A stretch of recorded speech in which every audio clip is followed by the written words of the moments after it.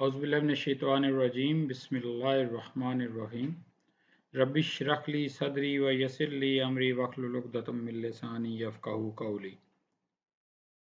Dear students, last video lecture में मैंने आप लोगों को ये एक अंडरस्टैंडिंग डेवलप करने की कोशिश की थी आपके वैल्यू चेन मैनेजमेंट और टोटल बिजनेस प्रोसेस जो है उसका एक मैनेजमेंट अकाउंटेंट के साथ लिंक क्या है, या यूं कहें कि मैनेजमेंट अकाउंटेंट जो है वो टोटल बिजनेस प्रोसेस के अंदर जो है वो कंटिन्यूस इम्प्रूवमेंट कैसे ला सकता है, या कौन कौन से रोल्स प्ले करके एक कंटिन्यूस इम्प्रूवमेंट जो है वो एक बिज़नेस के अंदर ला सकता है। आज हम कोशिश करेंगे कि एक बिज़नेस के अंदर जो है एक मैनेजमेंट अकाउंटेंट के बेसिकली इथिकल कंसिडरेशंस क्या हैं या एथिक्स क्या हैं।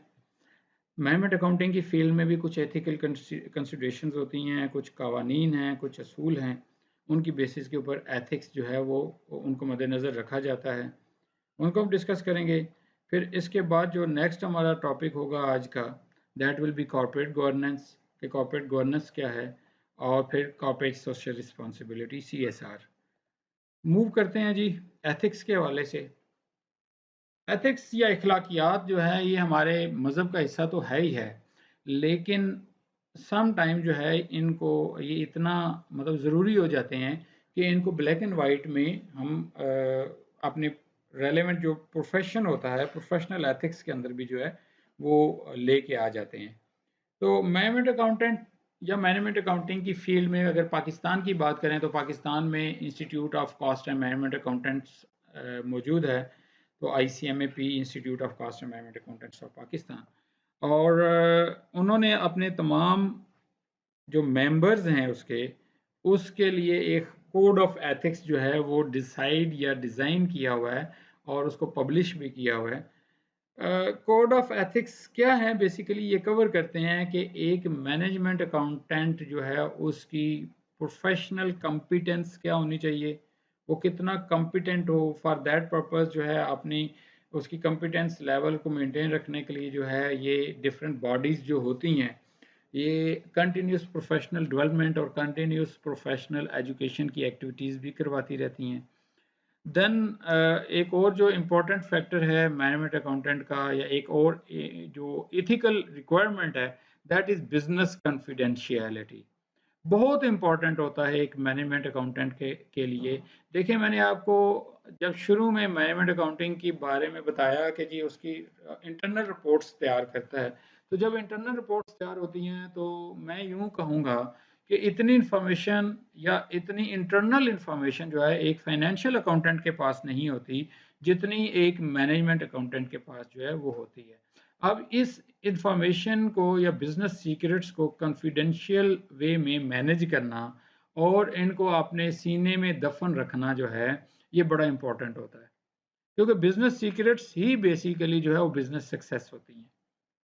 जितने बिजनेस सीक्रेट्स कॉन्फिडेंशियल होंगे, जितने बिजनेस के जो फार्मूलाज एंड प्रोसेसेस जो हैं वो कॉन्फिडेंशियल रहेंगे, इतने ही उस बिजनेस की मार्केट में एग्जिस्टेंस जो है वो लॉन्गर पीरियड के लिए होगी। इंटेग्रिटी बिजनेस की, उसकी इज्जत का ख्याल रखना और बिजनेस के ऑब्जेक्टिव्स को ज़हन नशीन करना, ये सारी की सारी चीज़ें जो हैं ये जब क्लब होती हैं तो इसको हम कोड ऑफ एथिक्स बोलते हैं। तो ये कोड ऑफ एथिक्स हर प्रोफेशनल बॉडी की, whether it is in Pakistan, whether it is in any other country, India के अंदर है, UK के अंदर, US के अंदर, जहाँ पर भी जो भी प्रोफेशनल बॉडी है, डॉक्टर्स की बॉडी है, फाइनेंशियल अकाउंटिंग के अंदर चार्टर्ड अकाउंटेंट फर्म्स है, उनके अपने कोड ऑफ एथिक्स होते हैं।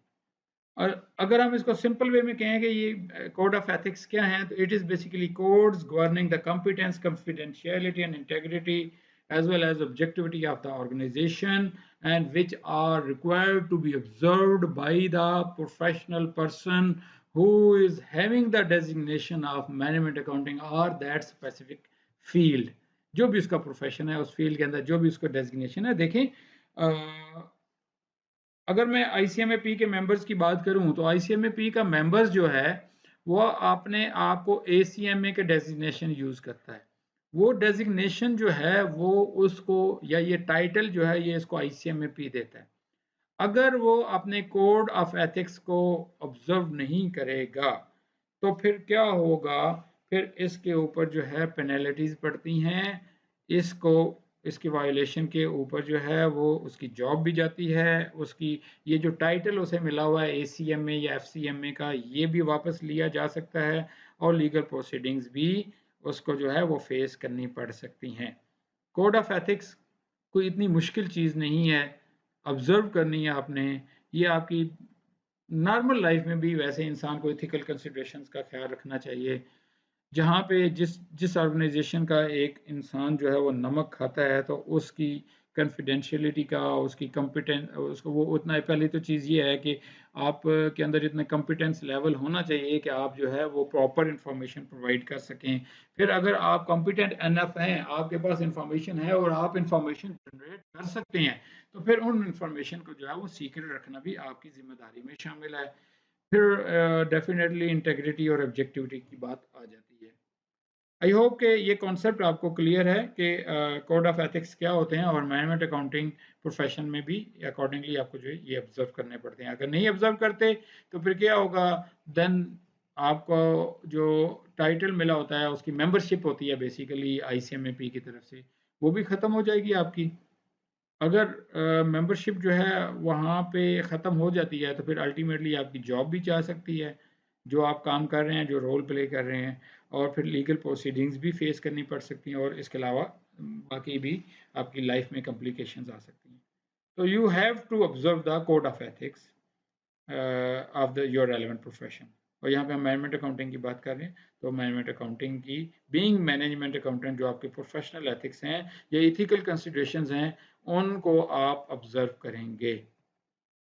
अकॉर्डिंगली अगर आप उसको ऑब्जर्व करेंगे, तो आप एक क्वालिटी इंफॉर्मेशन दे सकेंगे। आप एक क्वालिटी इंफॉर्मेशन जब देंगे तो एक अच्छा डिसीजन होगा। जब एक अच्छा डिसीजन होगा, तो फिर अकॉर्डिंगली आपको जो है आपकी ऑर्गेनाइजेशन फ्लरिश करेगी, और ये पे बैक करती है।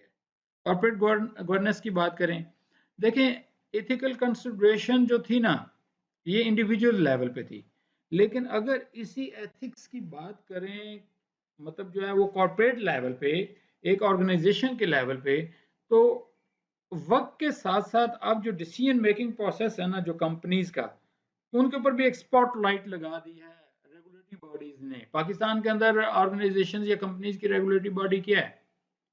That is securities and exchange commission of Pakistan, SCCP। तो SCCP ने भी कोड ऑफ कॉर्पोरेट गवर्नेंस दे दिए हैं। एथिक्स की अगर बात करें, तो एथिक्स जो है वो इंडिविजुअल्स के लिए हैं, और कॉर्पोरेट गवर्नेंस की बात करें तो ये बेसिकली जो है वो ऑर्गेनाइजेशन एज ए होल हैं। अब देखें सर, डिसीजन किसने लेना है? मैनेजमेंट ने। डिसीजन लेने के लिए इंफॉर्मेशन किसने प्रोवाइड करनी है? मैनेजमेंट अकाउंटेंट ने। अब मैनेजमेंट अकाउंटेंट जो है वो क्वालिटी इंफॉर्मेशन प्रोवाइड करेगा, क्वालिटी डिसीजन होंगे, तो आपके भी एथिकल कंसिडरेशन या कोड ऑफ एथिक्स ऑब्जर्व हो रहे होंगे, और कोड ऑफ कॉर्पोरेट गवर्नेंस जो है वो भी ऑब्जर्व हो रहे होंगे। अब कॉर्पोरेट गवर्नेंस या कोड ऑफ कॉर्पोरेट गवर्नेंस है क्या?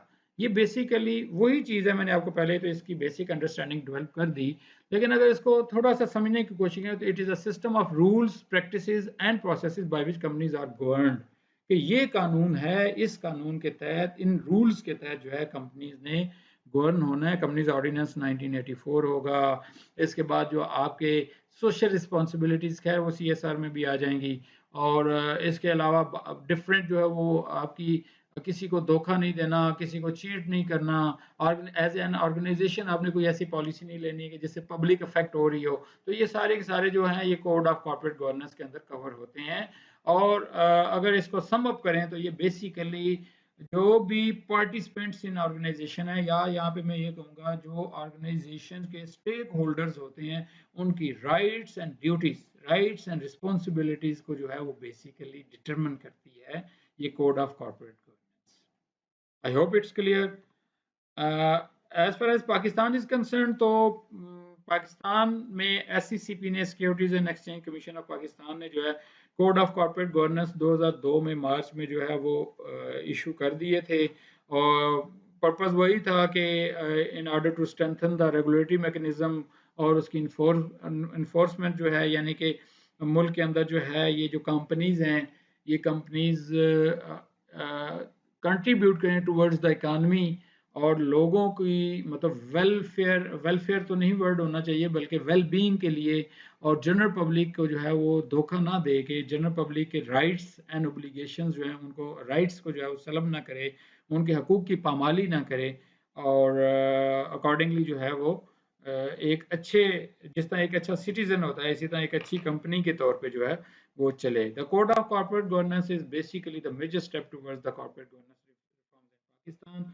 ये 2002 से पहले जो है थोड़ी सी इसकी कमी थी, अभी जो है ये तकरीबन आप कह सकते हैं 15 से 18 साल के करीब हो चुके हैं कि कोड ऑफ कॉर्पोरेट गवर्नेंस जो है वो इशू भी हो चुके हैं और इम्प्लीमेंटेशन भी है, और अकॉर्डिंगली इसका जो है वो रिपोर्ट्स के अंदर एनुअल रिपोर्ट्स भी इशू होती हैं, इनका जिक्र होता है कि whether they are being observed और नॉट। तो कॉर्पोरेट गवर्नेंस के कॉन्सेप्ट भी आपको क्लियर हो गया होगा। आगे चलते हैं जी कॉर्पोरेट सोशल रिस्पॉन्सिबिलिटी के ऊपर।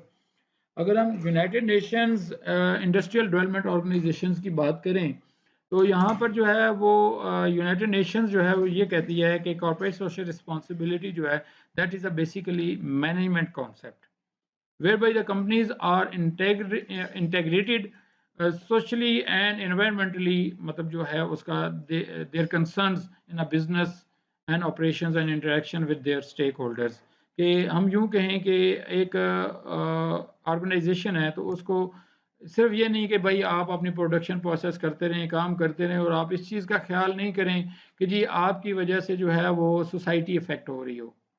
देखें हुआ क्या था, हुआ ये था कि इंडस्ट्रियल जब डेवलपमेंट स्टार्ट हुई तो इन्वायरमेंट अफेक्ट होना शुरू हो गया। इन्वायरमेंट कैसे अफेक्ट होना शुरू हो गया कि फैक्ट्रियां लगना शुरू हो गई। फैक्ट्रीज ने ये चीज़ नहीं देखी कि भाई हमारी जो ये मतलब धुआं छोड़ने वाली फैक्ट्रीज हैं, चिमनियां हैं, इनसे जो है वो माहौल पे असर होगा। अगर किसी और बिजनेस की एग्जांपल लें तो बिजनेस के अंदर कोई भी अगर हम घी मैन्युफैक्चरिंग इंडस्ट्री की एग्जांपल लें, थोड़ी देर पहले मैंने आपको एग्जांपल दी उसकी शुगर इंडस्ट्री की, तो ये सारी की सारी जो भी इंडस्ट्री होती है या कोई भी ऑर्गेनाइजेशन होती है तो ये कोई इंडस्ट्रियल वेस्ट जो है वो फेंक रही होती है आउटपुट के तौर पे, यानी कि वेस्ट के तौर पे फेंक रही होती है या इसको डिस्पोज ऑफ कर रही होती है। अब इसके डिस्पोजल का अगर तरीका जो है वो प्रॉपर नहीं होगा तो इससे कौन अफेक्ट होगा? सोसाइटी इफेक्ट होगी। आप जाएं किसी शुगर मिल के पास, वहां से स्मेल इतनी ज्यादा आएगी कि आपको जो है वो गुजरना मुहाल हो जाएगा। अगर एक कपड़े की फैक्ट्री के पास जाएं तो उसका धागा और वो चीजें जो हैं वो अगर बाहर वो फेंक देते हैं रोड के ऊपर तो उससे डेफिनेटली आपकी फिजा कितनी आलूदा हो जाएगी।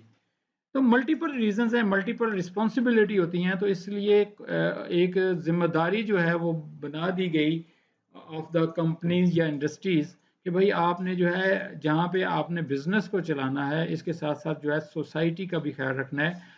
आपकी सोसाइटी जो है वो अफेक्ट नहीं होनी चाहिए। एक चीज़ तो ये होगी। फिर इसके बाद जो एक और इम्पोर्टेंट चीज़ है वो शुरू में ये एक सोच आ गई अमंग द स्टेक होल्डर्स, बल्कि यूं कहें कि बिजनेस पर्सन, कि यार ये काम तो हमारी एडिशनल कॉस्ट है। एक मैनेजमेंट अकाउंटेंट का यहाँ पर अब रोल क्या आ गया यार सीएसआर के अंदर। मैनेजमेंट अकाउंटेंट ने इसको लिंक करना है और इसका कॉस्ट बेनिफिट एनालिसिस करना है कि कौन कौन सी सीएसआर एक्टिविटीज की जाएं जिससे आपका जो कोड सॉरी सोशल रिस्पॉन्सिबिलिटी भी फुलफिल हो रही हो और आपकी जो है बिजनेस जो है उसके अंदर शेयर होल्डर्स वेल्थ जो है वो भी मैक्सिमाइज हो रही हो। तो उसके लिए मुख्तलिफ तरीक़ेकार होते हैं मैनेजमेंट अकाउंटेंट ने जो बेसिकली रोल प्ले करना होता है। लाइक फॉर एग्जांपल आप अपनी मार्केटिंग ऐसे करेंगी, आप अपनी जो है वो अपनी सोशल रिस्पॉन्सिबिलिटी को जो है वो इस तरह फुलफिल करेंगे। इंडस्ट्रियल रिक्वायरमेंट्स तो आपने करनी ही करनी है कि, लेकिन उससे जो है मैं अगर वेस्ट की बात करूं तो जो आपका वेस्ट होता है एक like for example sugar industry का गन्ने का जो मोलासिस वगैरह और उसके साथ जो उसका वो यूज़ वो होता है, गन्ने का जो स्क्रैप होता है, तो आप उसको बाई प्रोडक्ट के तौर पे लें, उसको यूज़ करें बजाय इसके उसको फेंकें। अब देखें ना, ये मैनेजमेंट अकाउंटेंट बताएगा आपको कि why not to use this जो वेस्ट है इन प्रोड्यूसिंग द पेपर। गत्ता जो है, गत्ता बनाने में यूज़ करें, उसको यूज़ होता है। फिर इसके अलावा बाई प्रोडक्ट्स होती हैं, ये मेन प्रोडक्ट्स बाई प्रोडक्ट्स का कॉन्सेप्ट है। आप देखें कोई भी मेन ये मैनेजमेंट अकाउंटिंग के पार्ट्स हैं, मैनेजमेंट अकाउंटिंग की स्टडीज़ हैं कि कोई भी आपकी जो मेन प्रोडक्ट होती है उसके साथ जो उसका वेस्ट है उससे आप बाई प्रोडक्ट्स बना सकते हैं, बाई प्रोडक्ट बनाएं और मुनाफा कमाएं। इसके अलावा सोशल रिस्पॉन्सिबिलिटी को एक और अंदाज में भी लिया जाता है। मैंने आप लोगों को जब स्टडी डिस्कस कर रहे थे ऑनलाइन सेशन में, तो वहां पे भी आपको मैंने बताया था, जिसमें कोका कोला की अगर एग्जांपल दूं मैं, तो कोका कोला वालों ने पिछले दिनों में जो है वो एक कहा जी कि हर एक बोतल के अगेंस्ट जो है हम जो है वो एक सोलर लाइट देंगे ऐसे इलाके में जो जहाँ पे बिजली नहीं है, पाकिस्तान के थर के इलाके में और उन इलाकों में। फिर एक और कंपनी थी, उन्होंने कहा जी कि हम थर के इलाकों में जो है वो पानी के नल लगाएंगे, वहां पे पानी की कमी है। तो अब क्या हुआ कि ये आपने एक लोगों का दिल जीतने वाला काम किया, और अकॉर्डिंगली जो है वो स्वाब का स्वाब तो है ही है, लेकिन लोग कहेंगे यार हमारी एक बोतल खरीदने से अगर जो है वो फलां किसी एक ऐसे बंदे का जहां पे हम खुद नहीं पहुंच सकते तो उसका फायदा हो जाता है, या किसी एक कम्युनिटी का फायदा हो जाता है, तो why not to purchase this specific product.